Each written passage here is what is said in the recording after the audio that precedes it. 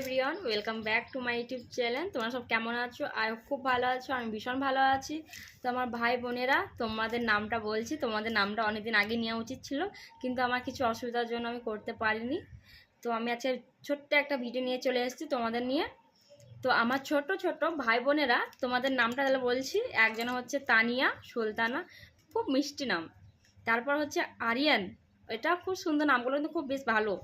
তারপর হচ্ছে সায়ান, সায়ন ভাই। আর একজন আমার এখানে ভাইপো আছে। তারপর হচ্ছে জিয়ান, অনিন আর মেহেক।